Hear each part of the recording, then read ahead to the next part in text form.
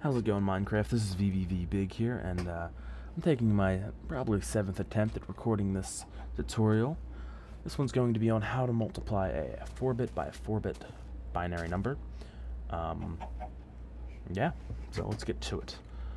Before I start, I want to mention that I am using mods. It makes tutorials easier for me. I don't really want to hear any QQ in the comments about how, oh, I'm cheating, blah, blah, blah. I don't really care. Simple as that. So anyway, without further ado, let's get started now, shall we?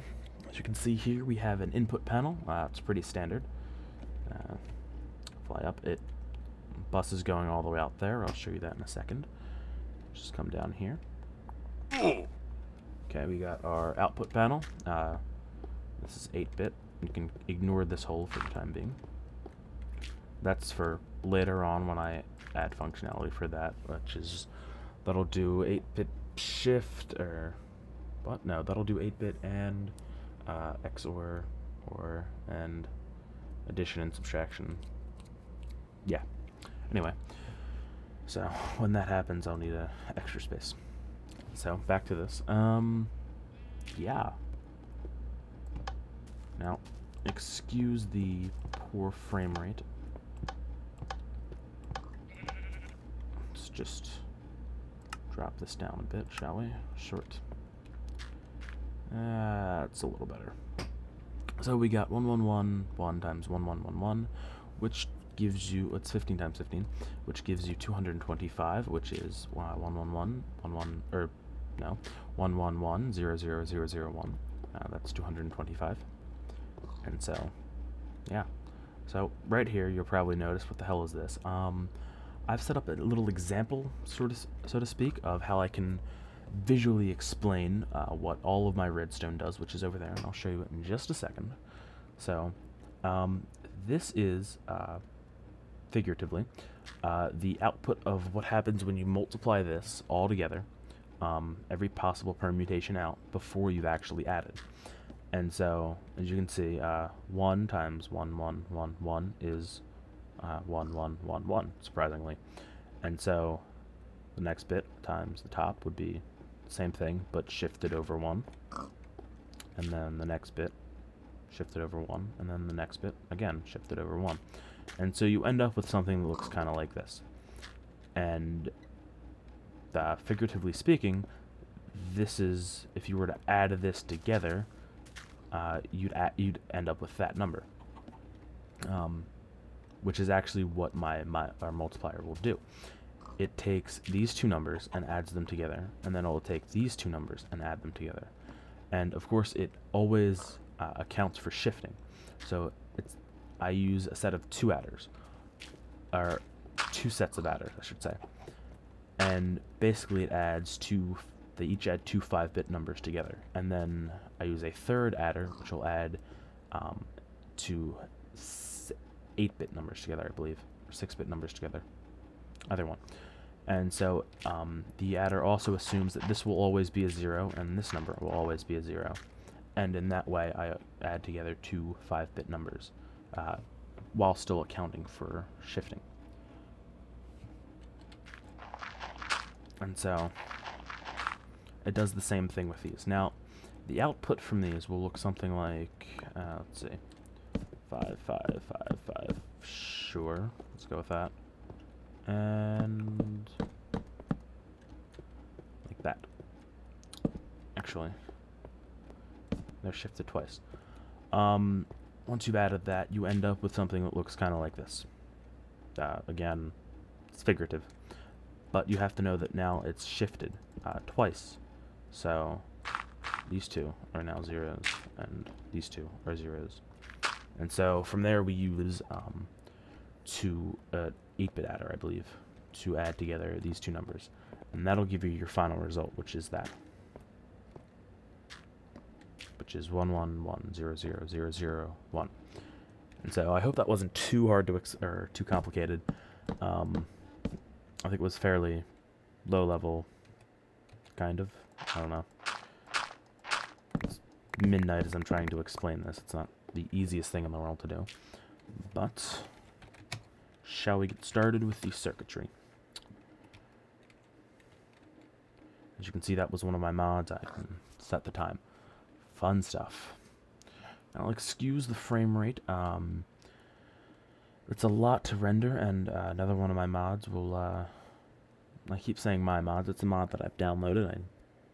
I'm not implying that I own it, or that I've wrote it, but anyway. It rewrites the light engine, and so light textures are way more smooth, and also hills look like hills. Let's see. No, wrong one. Fire, sure. 21 FPS. Hurts, but we shall press on. Okay, so here we have my entire multiplier all laid out. It's laid out in such a way that it's pretty easy to look at it and kind of see the flow. And so we'll start with this. This is where all the buses from my input panel end up. And I use a series of 16 AND gates to effectively multiply out every permutation. So, an AND gate will actually, not will, but is a 1-bit by 1-bit multiplier. And I'll show you why. Just a second. Okay, I gotta turn this quality down. No chance. Much better. Jump down. Alright. Yeah. A little side effect. You'll hear that stepping noise for about the next 10 minutes. Or 2 minutes, whatever. 2 seconds, rather. So here we have just a standard AND gate, right? And we have our input and our output. And so the truth table for multiplication is 1 times 1 is 1 and everything else is 0. And so 1 times 1 is 1. And then 1 times 0 is 0. And the reverse is true. Still 0. So together, this makes a 1-bit by 1-bit multiplier. So now, knowing this, we can multiply out every permutation of those numbers. And we end up with that, 16 AND gates. And a whole mess of wires that lead into the adders that I described before. These are 5-bit adders, and they assume that the first number and the last number they're getting added to 0. And so that is that accounts for the shifting. And so that output gets fed into these adders, which I'll talk about in a second. Over here we have another set of 5 adders. These again do the same thing that's over there, but they add the last 2 numbers. Now each of those wooden dividers over there visually represents a different number. And so that's the first set of numbers. That's the second, third, and fourth. So, yeah. And so these 2 adders would add together the first and second numbers, and then these set of adders would add together the third and fourth numbers.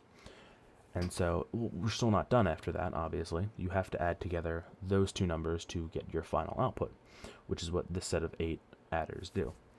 Now, there is no need for a final output for carry, because I believe 15 times 15 is 225, and the 8-bit limit is 255, so you can never actually carry into a 9-bit number because it never goes past 255.